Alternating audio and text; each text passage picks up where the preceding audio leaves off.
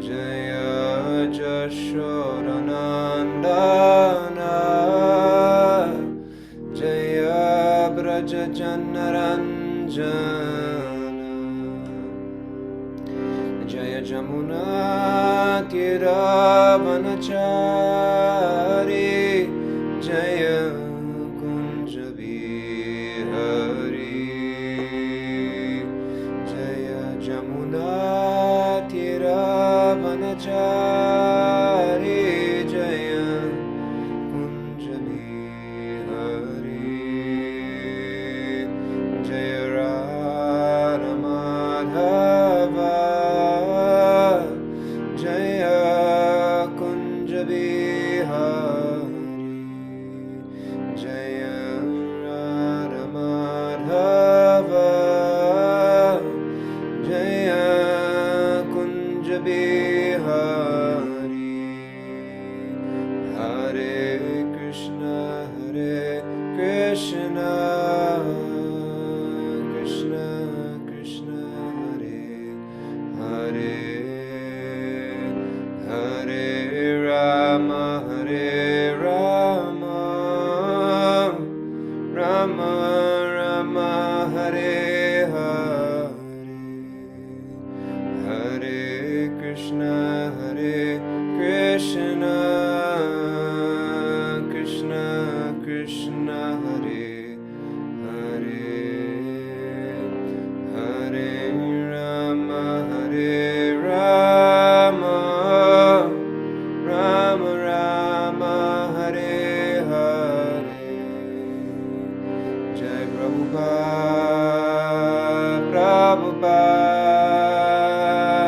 Prabhupada Jaya Prabhupada Jaya Jaya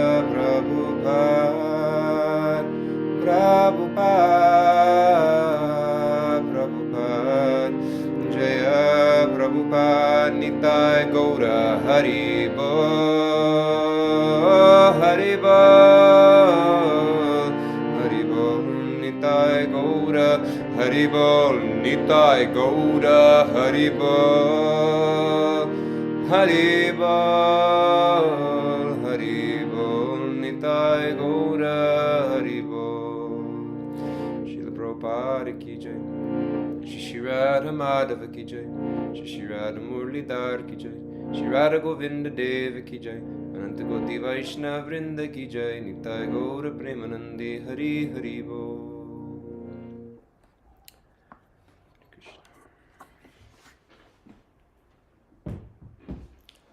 Om Namo Bhagavate Vasudevaya Om Namo Bhagavate Vasudevaya Om Namo Bhagavate Vasudevaya Om Jnanatimirandasya Jnananjana Shalakaya Chakshurunmilitanjena Tasmai Sri Gurave Namaha Shri Chaitanya Manobhishtam Shtapitam Jena Bhutale Swayam Rupa Kadamayam Dadati Swapadantikam Vandeham Sri Guru Shri Yuta Padakamalam Shri Gurun Vaishnavamscha Sri Rupam Sagrajatam Sahagana Raghunatan Vitam Tam Sajivam Sadvaitam Savadutam Parijana Sahitam Krishna Chaitanya Devam Sri Radha Krishna Pada Sahagana Lalita Shri Vishakam Vitamscha He Krishna Karuna Sindhu Dinabandho Jagatpate Gopesha Gopika Kanta Radha Kanta Namostute Tapta Kanchana Gourangi Radhe Vrindavaneshwari Vrishabhanu Sute Devi Pranamami Hari Priye Vanchakalpa Tarubhyascha Kripa Sindhubhyevacha Patitanam Pavanebhyo Vaishnavebhyo Namo Namaha Jaya Sri Krishna Chaitanya Prabhu Nityananda Shri Advaita Gadadhar Shivasadi Gaura Bhakta Vrinda Hare Krishna Krishna Krishna Hare Hare, Hare Rama Hare Rama, Rama Rama Hare Hare. Begging at the lotus feet of all the assembled devotees and Vaishnavas here, as well as all of the unassembled devotees and Vaishnavas that aren't here, to please all over bless me that I can be able to be of some service here today and sharing Srimad Bhagavatam. I really shouldn't be here speaking. I really don't have a qualification to speak or to share. But Anand Bihari Prabhu kindly encourages me each month to invite me to speak Bhagavatam because he knows I need the connection, and he's very graceful and encouraging to everyone. Thank you, Anand Bihari Prabhu, for doing such a fantastic, amazing job coordinating this seva you've been doing for several years. When the COVID pandemic hit and everything went online, we were trying to figure everything out. You just stepped in so valiantly to coordinate this Bhagavatam class, and it's become a sangha, become a beautiful sangha of devotees from all over that are able to tune in each morning and be greeted by you and nicknamed by you and smiled at by you and encouraged by you. Even though you have your own growing family of children and you're walking around the neighborhood and it's cold outside, it's not easy for you, I'm sure. So I just want to thank you. And so much so that you've got people like Jeffrey Ackler who are driving and tuning in, don't want to miss a beat, don't want to miss a thing. And so thank you so much to you and for everyone that's here. Really grateful and appreciative. Okay, so let's go ahead and we will we'll begin. And I have just pulling up our verses from today. Could you put in the chat the verses? I'm so sorry. I know we're in the 10th canto. Are we still in the, did we move on from the 10th canto? Just a minute, Dayal Gauranga Prabhu. We are in 10th canto, Great. chapter 82. Srimad Bhagavatam, 10th canto, chapter 82. Verses 36 through 38. Srimad Bhagavatam, canto 10, entitled Krishna and Balaram meet the inhabitants of Vrindavan. Text, did you say 32 through 38? 36 through 38. 36 through 38. Okie dokies. Hare Krishna.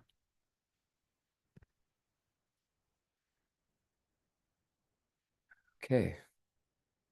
So I'll read the Sanskrit and then I'll just read the Sanskrit myself.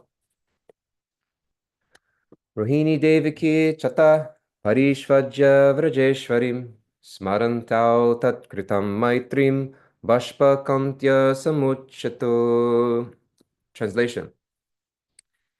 Then Rohini and Devaki both embraced the Queen of Braja, remembering the faithful friendship she had shown them. Their throats choking with tears, they addressed her as follows. Purport. At this time, according to Srila Vishwanath Chakravarti, Sri Vasudeva invited Nanda outside to meet Ugrasena and the other elder Yadus. Taking this opportunity, Rohini and Devaki talked with Queen Yashoda. So we have Rohini and Devaki embracing the Queen of Braja, seems like Yashoda, remembering the faithful friendship she had shown them. Their throats choked with tears, they addressed her as follows. Then we're hearing from Vishwanath Chakravarti. Sri Vasudeva invited Nanda outside to meet Ugrasena and the other elder Yadus. Taking this opportunity, Rohini and Devaki talked with Queen Yashoda. We'll go ahead and read the other verses just to make sure that we have them all. Kavishmareta Vamaitrim Anivrittam Varjeshwari Avyapyapya Indram Aishwaryam Yasya Neham Pratikrara. Rohini Devaki said, "What woman could forget the unceasing friendship you and Nanda have shown us, dear Queen of Vraja? There is no way to repay you in this world, even with the wealth of Indra." And then text 38. Etab adrishta pitara yuvayosma pitro saprinanyam yudhaya poshana palanani prapyo saturbhavati pakshma hayadvar akshnor nyastav akutra chabayo nashatam parasva. Translation. Beyond these two boys, before these two boys had ever seen their real parents, you acted as their parents and gave them all affectionate care, training, nourishment, and protection. They were never afraid, good lady, because you protected them, just as eyelids protect the eyes. Indeed, saintly persons like you never discriminate between outsiders and their own kin. Hmm. Purport. As Srila Vishwanath Chakravarti explains, Krishna and Balaram had not seen their parents for two reasons. Because of their exile in Braja, and also because they are never actually born, and therefore have no parents. It's a good reason.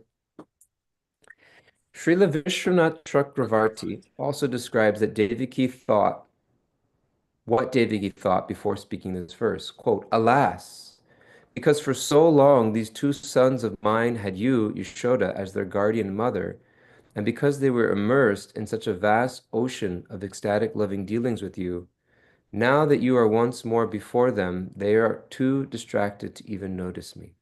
Alas, you are behaving as if insane and blind with love for them, showing millions of times more maternal affection than I possess.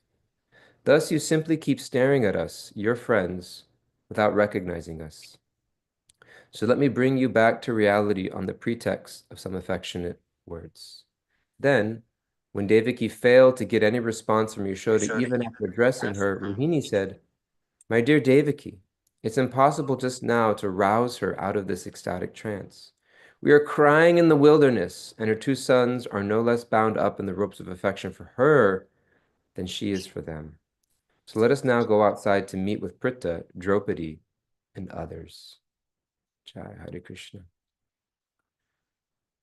Beautiful exchanges taking place here on the transcendental realm between such elevated personalities as Rohini, Devaki, and Yashoda, all mothers of the Supreme Lord, Rohini being the mother of Balaram, Devaki being the original mother of Krishna, and of course Yashoda being the, sometimes Prabhupada translated as the foster mother of them both. And one beautiful exploration we could take in these verses would just the dynamic of that relationship itself, of the quality and character of Devaki and Vasudeva, who sacrificed the time that they were meant to spend with Krishna as his parents, who don't want to say gave birth to the Supreme Lord, but were who Krishna appeared from the mind of Devaki into the heart, from the mind of Vasudeva into the heart of Devaki and into her womb, and then manifested in that jail cell in Mathura. And then Vasudeva himself carrying Krishna out of the jail cell and placing him in the hands, in the lap of Mother Yashoda, in the hands of Nanda Maharaj. That tremendous sacrifice and service for the betterment of his son and for the service of Krishna, and the exemplary mood of what it means to serve. Vishwanath Chakravarti Thakur describes in his Madhurya Kadambini two types of sadhana bhakti, two types of bhakti in practice. There's Nishita Bhakta and Annishita Bhakta, steady or unsteady sadhana bhakti. And he describes that in the Annishita stage, in the unsteady stage, there are 6 qualities or obstacles of that unsteadiness. One of them being Taranga Rangini, meaning, which literally translates to the playing in the waves. So the idea is that bhakti is this deep treasure sitting at the bottom of the ocean. That there's this deep treasure, there are these gems, there are these jewels which are there for us at the bottom of the ocean. And when we come into devotional life, we're drawn to those gems. Krishna talks about in the Bhagavad Gita 4 types of pious people that are drawn to him. And he says that of them, the most dear to me is the one who's just sincerely and genuinely seeking for the absolute truth. Because we know each of us have our own coming to Krishna stories, what brought us to devotional life. some Srila Prabhupada so beautifully mentions, forget if it's the introduction, I believe, the introduction to the Srimad Bhagavatam. Let me see if we can find that introduction. It's so beautiful and so powerful, this phrase.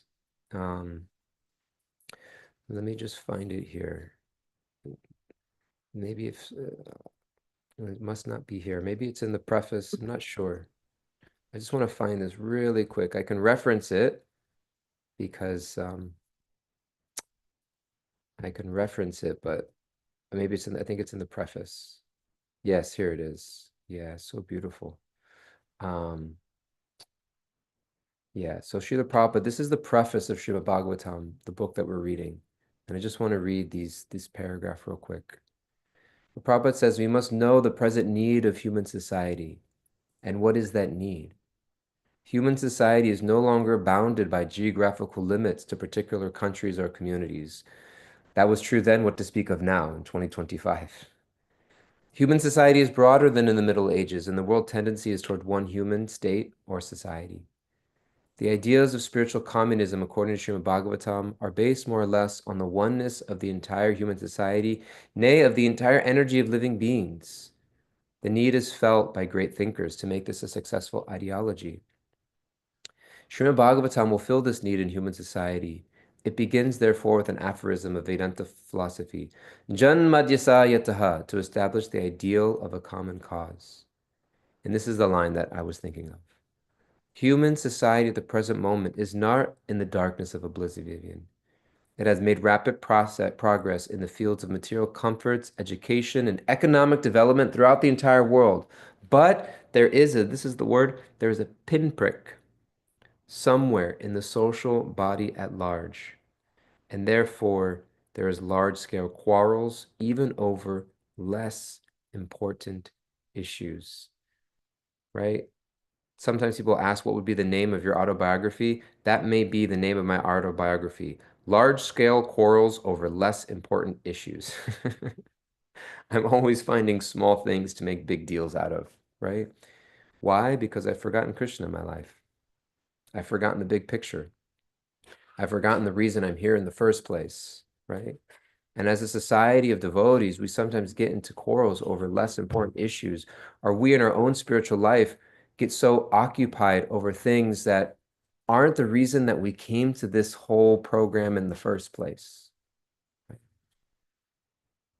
And so Vishwanath Chakravarti Thakur, when he talks about this idea of playing in the waves, we have this ideal of when we come to bhakti, this purpose, this reason. There's a pinprick that we notice in our lives and in society around us.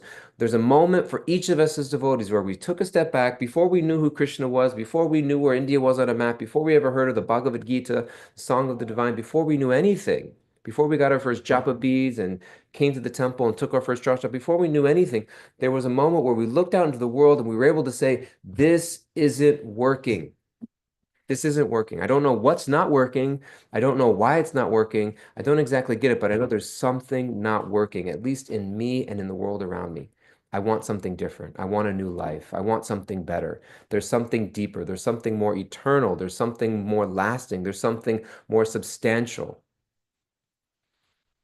And therefore, Srila Prabhupada in his preface says, Janmadhyasayataha. The Srimad Bhagavatam begins with this affirm, which is where the Vedanta philosophy also begins and ends, the Vedanta Sutra. Like, search out that source of everything, the hub of the wheel, Krishna, the all-attractive. We may not, George Harrison so beautifully said in his own preface introduction to the Krishna book, everyone's looking for Krishna. Some people know it and some people don't.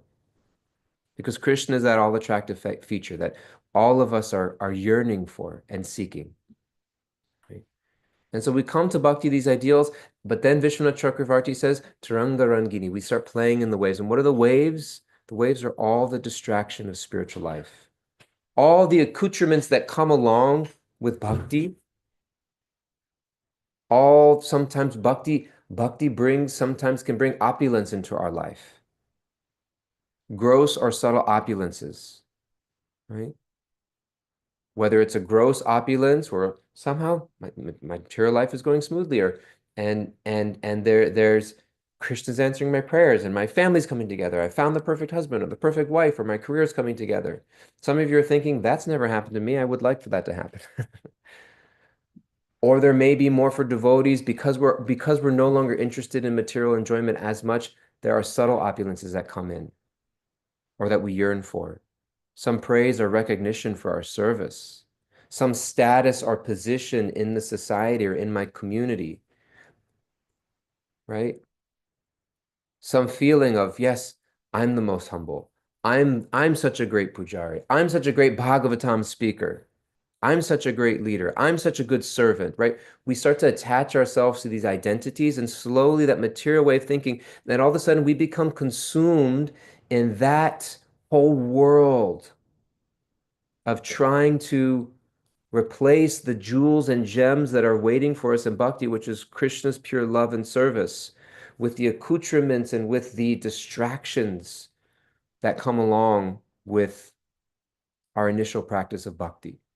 And Vasudeva and Devaki completely demonstrate the antithesis of Taranga Rangini, because they weren't themselves. They prayed for Krishna to be as their son. They prayed for that service. And then when the opportunity came, they thought, this isn't an improper environment for Krishna. Let me find what is good for Krishna, even if it means me sacrificing and not being known as, we just sang the whole song, Yashoda Nandana, Brajajana Ranjana. No mention of Vasudeva and Devaki in that song. No mention. We praise Krishna. When we look at pictures of those of you sitting in the temple, look to your right and see the picture of Krishna in the arms of Yashoda Mai, right? All the beautiful pastimes and stories we have of Krishna stealing butter and running from Mother Yashoda. And we have a whole month of Damodar where we sing the pastimes of Krishna stealing butter from Mother Yashoda and Mother Yashoda running after a stick and binding her with two ropes, and she's glorified. Devaki and Vasudeva missed out on all of that, right? And they were happy to do so. There was pain in the heart for sure, but their love, their bhakti extended far beyond wanting to enjoy Krishna in any way, but simply wanting to bring love and service to Krishna. The story of the gopis in Vrindavan when Krishna had a headache also exemplifies such a principle. Krishna had a headache. And the remedy for such a headache was what? The dust of the feet of his devotees. And then when the devotees were asked such a question, they thought, no way, I can't give the dust of my feet to Krishna. I'll go to hell. I'll suffer eternally. It's so inappropriate. I can't do that. And so Krishna couldn't find a remedy for his headache until the gopis of Vrindavan heard that such a thing was needed. And immediately the gopis of Vrindavan said, take it, chop off my foot if you need to, and rub it all over his head. Take the dust, a dust again. If you want me to go rub my feet out in the dust to get more dust to put on Krishna's head, aren't you worried about going to hell? Who cares if I go to hell forever? If Krishna for one lavamatra, one half of a second, one half blink of an eyelash relieves his suffering due to the dust of the feet, dust from my feet on his head, let it be so. And so this mood is being exemplified by Devaki and Vasudeva, and we could explore that whole huge sentiment, which is so beautiful and so exemplary.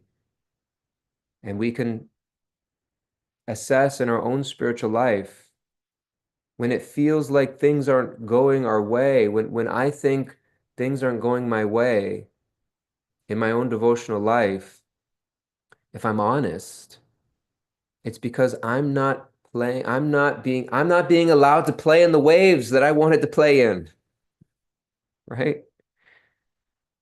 I'm not getting the material accoutrements that I thought I'd find when I came to devotional service. And what Srila Bhagavatam and Krishna is telling me, that was never in the contract all along. I love you way too much for that. I love you way too much for that, to let you drown in the waves of trying to extract some type of material distraction in your devotional service. And so Krishna, in our own unique customized way, crafts a journey for us because we've already given our life to him. We've already opened up the pages. We've already chanted our mantras. We've already surrendered at one point in our life. We've made the sincere effort in the prayer that Krishna, I want to know you. I want to come to you. I want to love you. I want to love you, Krishna. And the residents of Vrindavan in these pages of Bhagavatam, we hear what that means. And what also came to my mind as reading these verses before we open it up to discussion so we can hear the beautiful reflections and realizations of the Vaishnavas here is that in both purports that we found in this section, they both started the same way. As Srila Vishwanath Chakravarti explains, right? And in the other purport, the first purport, one of the verses didn't have a purport, but the other verse was, at this time, according to Srila Vishwanath Chakravarti. So these translations and purports were not written by Srila Prabhupada because he had left this world. So they were translated by his disciples, headed by Hridananda Maharaj and a team of devotees, Gopi Pranadhana Prabhu and others. So when you look on the turn side, it says by, the disciples of Srila Prabhupada. Srila Prabhupada was the life and soul of the Hare Krishna movement. And upon his departure, I can't imagine the void that was left in his departure. I've been in the Hare Krishna movement for a little over 20 years now. I'm 40 years old. I don't consider myself old or young. I'm kind of in the middle. But devotees at that time, some had been around for 3 months, 6 months. The most senior devotees had been in the movement for 10 years. Those were the newly appointed gurus, right? And so the example given here in this purport is that the need to take shelter of our acharyas, right? To not manufacture something on their own, but to lean into the commentation of Srila Vishwanath Chakravarti Thakur, right? Bhaktivinoda Thakur also talks about this in his Bhakti Aloka, which is his series of essays on the second and third verse of the Upadeshamrita, right? Where he talks about Sangha. He talks about Jana Sangha being there's association between worldly minded materialistic people and association with devotees, right? And in the progression of bhakti from Shraddha to Sadhu Sangha to Bhajana Kriya to Anartha Nivritti to Nishtha to Ruchi Asakta Bhava and Prema that Rupa Goswami gives in his Bhakti Rasamrita Sindhu, that first it starts with some Shraddha, right? And then there's Sadhu Sangha, and then there's Bhajana Kriya. But he says that without Sadhu Sangha, there can be no real Bhajana Kriya. And so the Sadhu Sangha, the association of devotees, that connection with devotees, the warmth of that association is so critical and profound in our devotional lives. To take shelter of those devotees, right?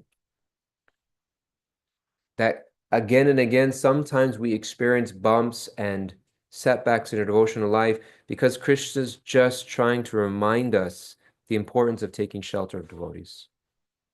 Because it's a testament to our ego. Be very humbling.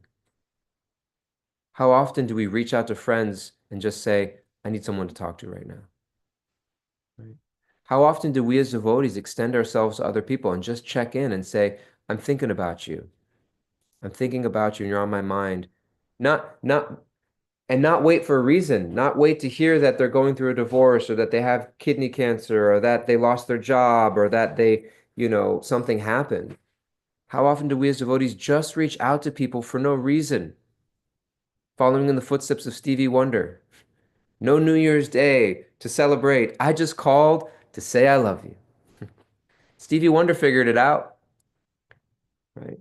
We as devotees should be leading that charge as well in our devotional communities, in our friendships, because that makes it so much easier when there is a struggle to just reach out and just say, I just need someone to talk to. I just needed, because otherwise, where am I going to go? I'm going to go to my mind. I'm going to go to social media. We're going to take shelter somewhere. The nature of the living being is to be subservient. The nature of the living entity is to take shelter. It's not within our capacity to figure out the problems of our life on our own. And so if we don't take shelter of Krishna and his devotees, we're going to take shelter somewhere else. And it's so much easier to take shelter of devotee sangha if we've already built that rapport and have a positive emotional bank account. And so part of our sadhana and our service is just to reach out to each other and just say, hey, I'm thinking about you and I love you and I hope you're doing well. Thank you for your service. Thank you for being you. This is something I appreciated about you. I just remembered this time we did some service together. And just sending them a hi. It doesn't have to be long and extended. It doesn't have to be a 10-minute voice note, which I'm prone to do sometimes. I'm sorry. I'm a long-winded Italian. But it can just be something simple. And it can feel uncomfortable, and people don't always know how to receive that, and that's okay, right? Sharing love can be awkward when we're not used to it. What is this person? Sometimes you might get this, like somebody's, I just love you. What do you want? What's this person's agenda? Okay, great. How are you? Yeah, what favor do you have to ask of me? And learning that doesn't have to be that way, right? So I find the disciples of Prabhupada in this example very exemplary and how they are taking shelter of Vishwanath Chakravarti Thakur and our acharyas and many times also quoting Prabhupada as well when it's appropriate, when Prabhupada had explained in a lecture or another class some translation or commentary in Krishna book. They'll do that often as well. They'll quote Prabhupada in Krishna book directly. And so we're always meant to be in the shelter of our acharyas and our friends in devotional service, the sadhu sangha, which puts us in a place to perform bhajana kriya in a way that is pleasing to Krishna. Because bhakti is not the performance of some activities. It's a sentiment of love or a desire to love, which is conveyed through those activities in the association of devotees. So this is an example of Devaki and Vasudev and their relationship to Krishna and the beauty of that dynamic. This is the example of Prabhupada's disciples and the taking shelter of our acharyas and our devotees. And this is the importance of sadhu sangha and devotee relationships that require investing, require humanity, and require us to take seriously to whatever degree we're able and that we can. Hare Krishna, Hare Om Tat Sat. I would love to hear from the devotees, from others, to share their reflections, their realizations, their corrections, their feedbacks, and to improve and whatever I said, make it spiritual. Ananda Biharji, over to you.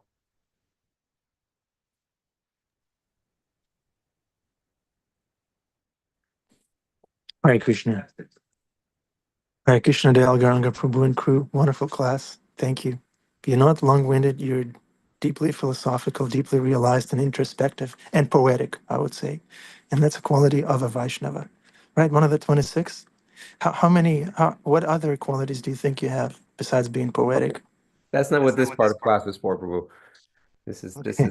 for questions and reflections, and you're very love you, Ananda Biharji. Hare Krishna. Okay, so who would like to reflect? Maybe Hemangi or Jeffrey Eckler? Maybe Adipusha Prabhu.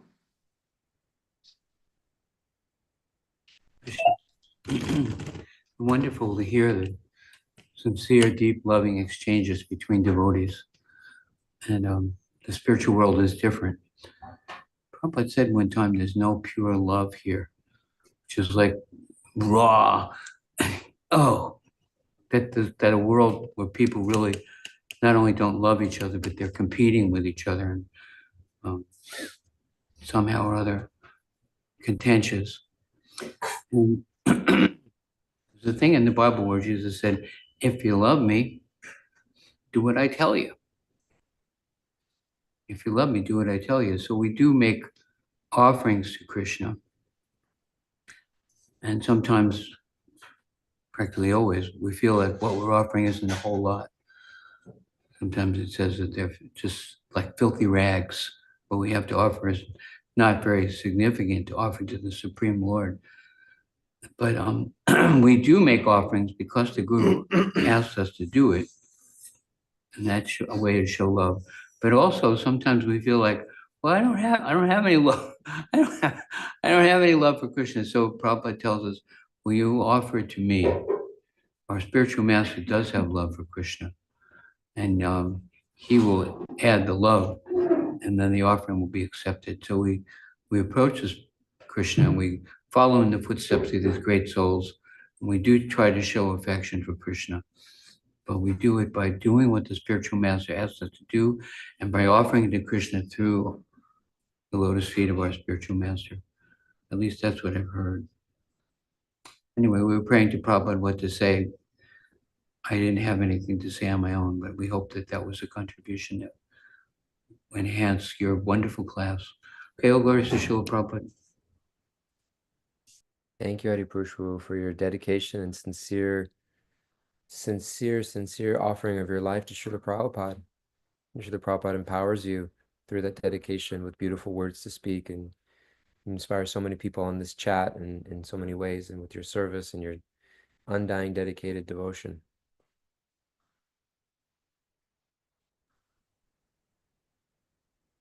I remember many years ago in Adiprashpu, this food program has been going on for so many years, and different people have helped him over time. And at one point he was cooking in the Bhakti Center. We had a kitchen on the first floor before it was Divya's. And everybody that was helping him at the time, like, had fallen sick or wasn't available. So he was doing all the cooking on his own. And he himself had been run down or was not feeling well. And I remember at the time just thinking, like, Adi, you should just, like, it's okay. Like, it was like a Wednesday. I was like, take the day off. Like, they'll be okay if you don't distribute prasadam today. Like, don't, and it just, like, just refused. Like, it was just, like, completely on fumes, just every ounce of his being. And I just thought, like, never takes a day off from devotional service, just refuses to let his service go. And I remember that to this day, that image of you just cooking and serving, even though it was so hard and so difficult. No one's there to help you that day. And it's a dedication of service that you continue. So thank you for your example of service. Krishna. Sharmila has a hand up. Hare Krishna Prabhu, thank you very much for the class. It was beautiful. And it's beautiful to always hear about the gopis and their transcendental love for Krishna. Mhm. And also, I think what you mentioned at the very end, that we have to lovingly and compassionately check on others, so that they can open up during their time of need. I think that's very profound, because this day and age, when our children don't open up to us, it's very difficult. So we have to kind of have that loving connection always, and I think that was very profound. Hare Krishna. Thank you. Thank you, Sharmila. I remember one time one devotee called me to check on me. No names here, but then, we were talking, and then he said, yeah, so I'm going to move on. I have 20 other devotees on my checklist. I'm just going through the list, and I felt like heartbroken. He's doing that kind of, I don't know what I didn't know what to feel about that. So how can we be natural in our attempt to please devotees? Yeah. Well, first of all, if you have a checklist, I wouldn't tell people about it. He told me. Yeah. I'm still hurting. Yeah. I can see that hurt, and that makes sense. On one sense, it's also really beautiful that devotees take reaching out so seriously that they organize themselves with the list and want to reach out. So there's some beauty in that. At the same time, your your question is how to respond to that hurt, or how to reach out in a No, genuine way where we're how not to just be? like No, automating birthday cards. yeah, I'm not saying that devotee wasn't genuine. It's just an example. Maybe just to make the question a little more Yeah. burning. Yeah. So how do we naturally reach out to the devotees? Because sometimes that's not our immediate instinct. So how Yeah. to be natural in So bhakti in general? that's a great question. We all have different personal natures. Some of us are more gregarious and outgoing and just love being in touch with other people than others, and some of us are very introverted, and some of us have serious wounds of reaching out. Like if we were to reach out to somebody and they didn't respond, it'd be very painful for us, right? And so we should never do anything that's unnatural in our devotional lives. And I think that sometimes in the name of surrender, we push ourselves to do things that are against our personal nature. The whole theme of the Bhagavad Gita is for Arjuna to serve according to his nature. Karmanya eva adhikaras. In the second chapter of Bhagavad Gita, Arjuna says you have the adhikar of karma, right? So that is your nature. So we learn all about the ideas of our nature. And having the permission and giving ourselves allowance to perform devotional service according to our nature is extraordinarily important and something we don't emphasize enough.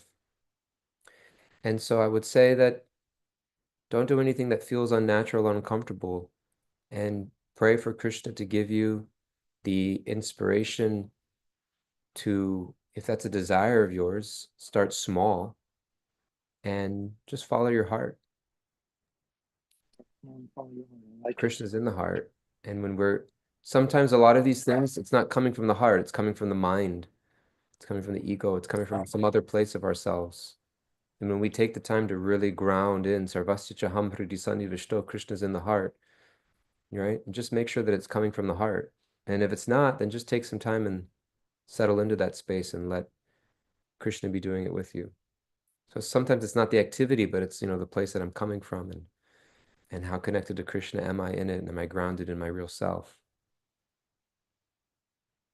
And in that Thank you. place, it doesn't have to be big. It can just be a simple, Haribol, thinking of you today and sending you some love. That's easy. Super easy. Yeah. Thank you. One time, one devotee needed help pushing the Harinam cart with all the harmoniums and mridangas and blankets and other paraphernalia in the subway. There was no elevator. And this other devotee told them, pushing the cart is not in my nature. And they did offer help. What do we think of those situations? What's our take on that thing?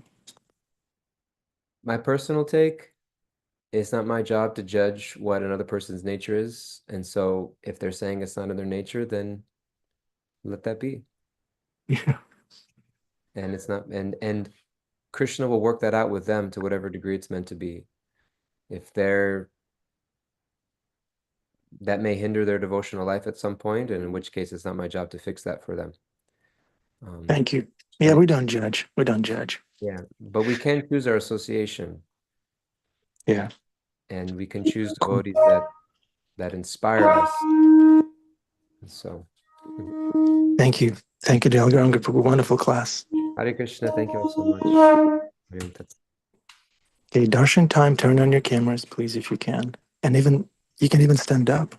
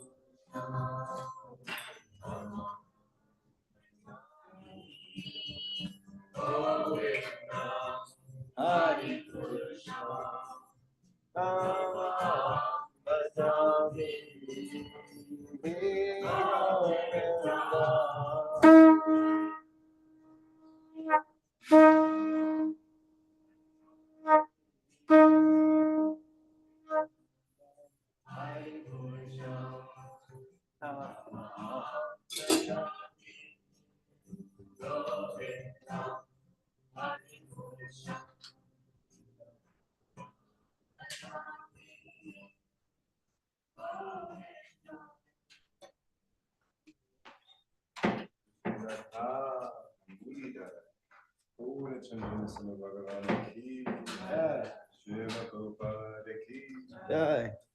us feed of our spiritual master, by which we can obtain pure devotional service.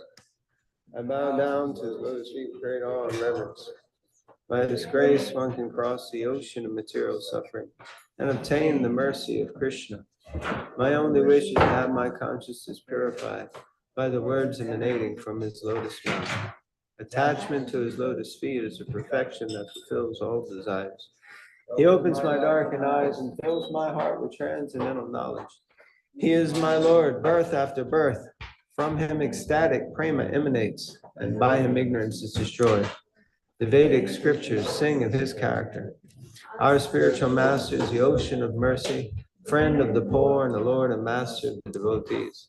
O Master, be merciful unto us. Give us the shade of your lotus feet. May your fame be spread all over the three worlds. We take shelter at your lotus feet. Jai. Thank you, Jai Nitai Prabhu. Jai Srila Prabhupada. Okay, welcome to the Afterglow. Jai Nitai Prabhu. Okay, thank you. All right, this is the Afterglow. Thank you for sticking around. We are within the shade of Srila Prabhupada's lotus feet. We feel very safe and secure. So, would anyone like to speak? Would anyone like to share? Beautiful class by Dayal Gauranga Prabhu, as always. Narottam Nitai, followed by Adipurusha Prabhu. Then Prabhuji, I just wanted to say that I like chanting and giving, offering everything to Krishna, everything that we do, all our desires, etc., is an important part of it. But also I think there's that willingness to do service as well that kind of helps make everything possible. So I just wanted to say that I don't know. I just wanted to express that because I'm going through a lot of realizations lately, and it's good. But yeah, that's all for the part. Willingness to do service is the key. Thank you, Narottam Nitai Prabhu. Thank you. Okay. Bhima Prabhu, how are you? I'm just checking on you. You're one of many. I have a list. I want to check on each of your horses too, right after I check on you. Bhima. Okay, let's see if he comes on. In the meantime, Adipurusha Prabhu, would you like to speak? What's your nature? Hare Krishna, you asked a really nice question. Which one of my nice questions? Dayal Gauranga, who was speaking about reaching out, how the loving exchanges, we reach out to others. A lot of times people reach out to other people to get something from them. But Prabhupada said, I love you for you, not for what I can get from you, right? And one of the interesting things in the Muslim tradition, they say, when two people meet, watch for this. When two people meet, the first one who says, how are you, is closer to God. That's pleasing to Krishna. The first one who says, how we just watch that, if you say it at all. I was at the auto getting a vehicle fixed, and I went to get the vehicle fixed, and I was online, and the guy in front of me, just be a little patient, okay? The guy in front of me, he came up to the front of the line, and the guy behind the desk said, "Oh, Joe, how are you?" He said, "Well, my wife just died this morning, and and the guy said, "Okay, what's wrong with the car?" You might say, how are you? But are you really ready asking somebody, how are you? Do you care? Or is it just something you just kind of mechanically say? So it says that whoever first says, how are you, is closer to God. And there's actually a sincerity to it and are willing to hear from somebody. And so many wonderful conversations open up like that. How are you? If you really ask somebody, how are you? You know, because we're connected, and it's natural for us to love each other and be concerned and be the well-wisher of each other. But don't worry about if you don't know what to say, but just ask people, how are you? Okay, that's all I have to say. I'll go to Prabhupada. He would Thank do you. that. I saw Prabhupada do that. Devotees would come and he'd say, how are you? I'm finished. I'll go to Prabhupada. Thank you, Adipurusha Prabhu. Jeffrey Eckler. Hare Krishna, thank you. Adi just made a very good point about how sometimes when you reach out, it's not actually to reach out to give anything, but sometimes to get something. And I find that, you know, although we are called to share our hearts with devotees in association, that sometimes we can expect or want that to be like almost a community of quasi therapists to kind of Everybody's a therapist in our movement. to so you have Adi charges 25 cents per hour of therapy. but Telephone. it really is you know because of the kindness and the humility involved in those relationships, there is a certain willingness to like allow the trauma dump to happen. And,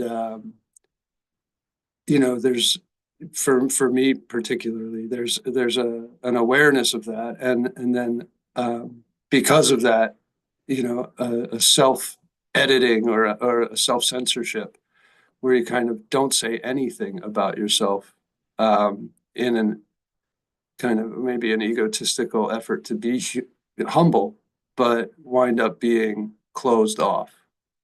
And I think that that's like an interesting side effect of that awareness. However,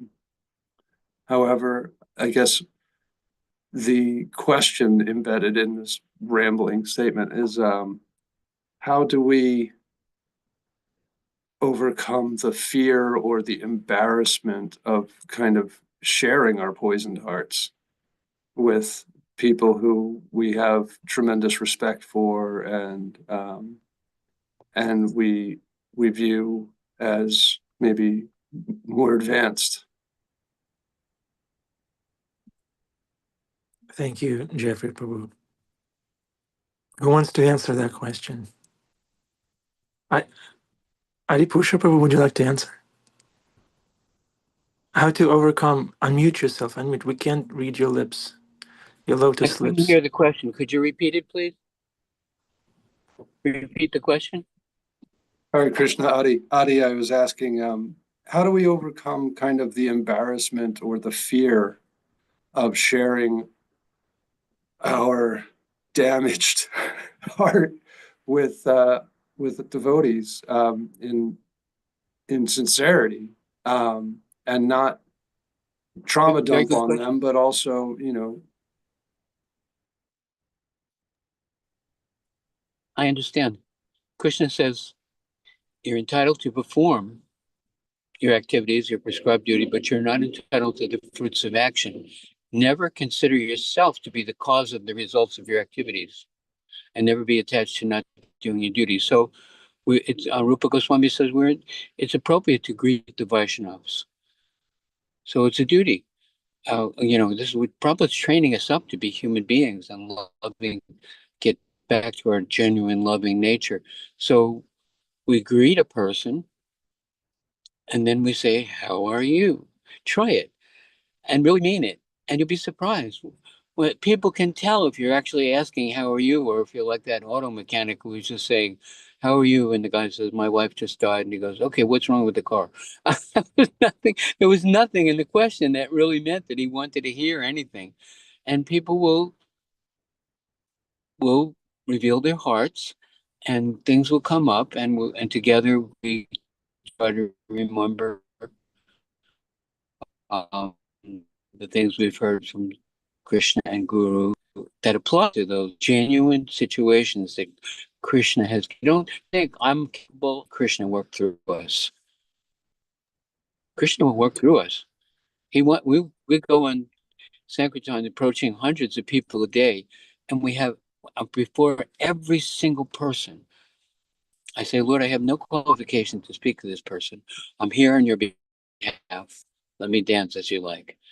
And Krishna gives you.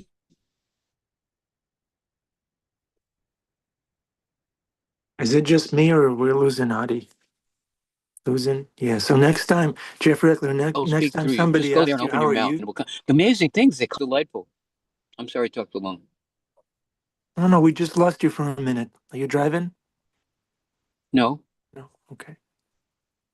What did you hear? I Krishna heard will that. work through you.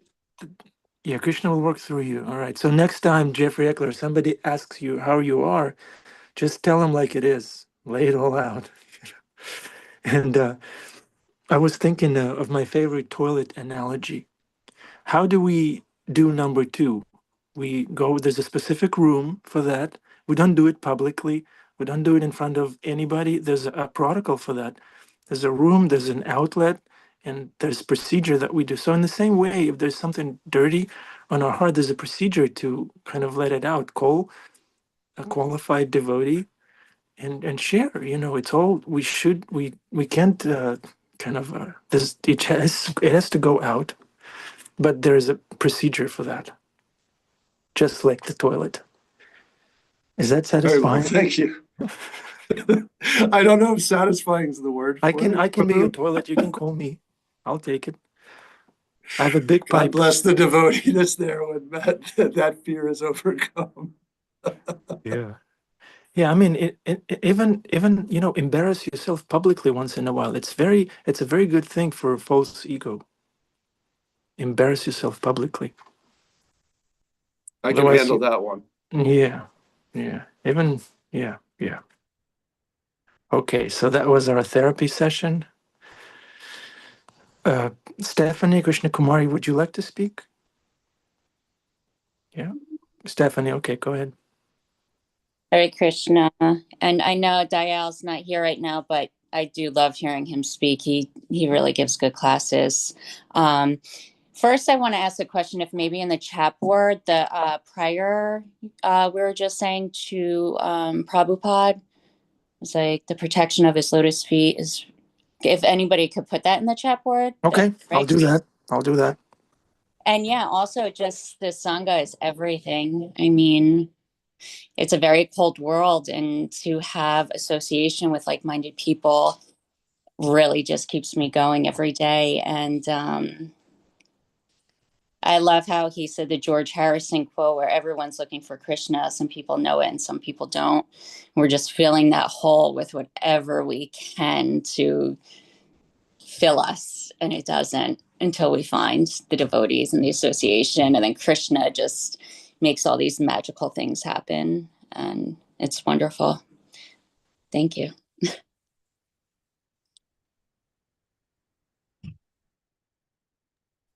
Thank you, Stephanie. Krishna Kumari. Hare Krishna. I was just gonna say to Jeffrey, what do you have to lose? Yeah. And I also enjoyed the class. I was thinking, I shared the song, the children's song in the chat.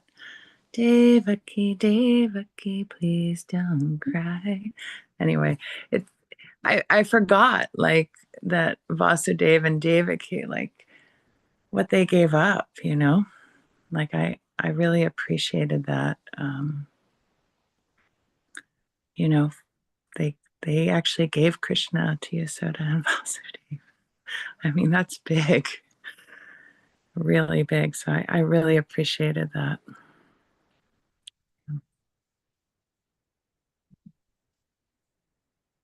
Thank you, That's a Krishna very good Kumari. point, Krishna Kumari. One of the questions that sticks to me, a friend's father once told me when I was trying to quit cigarettes when I was much younger, what are you waiting for? And I was like, well, and I started to kind of give excuses. And he says, no, actually try and answer that question. What are you waiting for? And it reminded me of that when you said, what do you have to lose? It's very, very good point. Very good. Thank you. Okay, anyone else? Bhima Prabhu, where are you? We have therapy and then we have shock therapy. That's you. Where is our shock therapist? I'm a little shocked that this new thing on the screen came up that we're being transcribed for AI companion. To tell you the truth. I almost didn't want to put my camera on. I think it's Adipusha Prabhu tapped something occasionally. Yeah. No. Okay. Adi is artificial intelligence. I'm just a phony. Without lying. Krishna, He's we're all lying. artificial. Yeah. Keep going, Bhima Prabhu. Shock therapist. I have nothing. I have no right to say anything because I missed the majority of everything. So all I can say is, Adi often says something that's very endearing. It's actually, a very simple statement about that there's another world. There's another world. We literally are seeking to fade out of this world and come alive into this other world with a capital O. So we cannot take lightly Krishna's Leela because it's that other world, and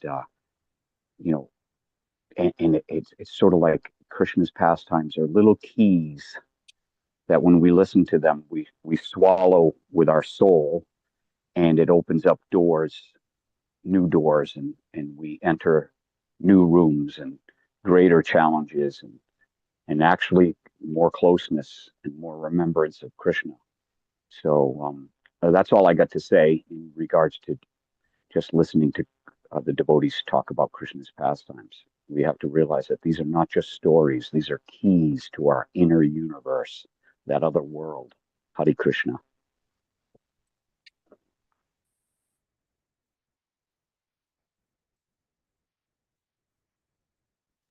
Prabhuji, you are on mute. Hare Krishna. I said, thank you, Hemangi. I said, thank you, Bhima Kaviraj. Very poetically said. We are going to wrap it up for today.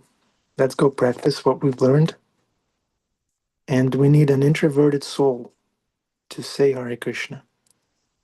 I know they're not going to volunteer because they're introverted. So we're going to call them out. Let's see.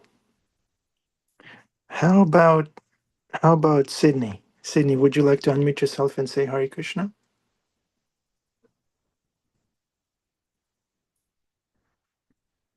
Hare Krishna. Hare Krishna. Thank you, Sydney. Perfect. So the yagya is now complete. Have a wonderful day. Hare Krishna.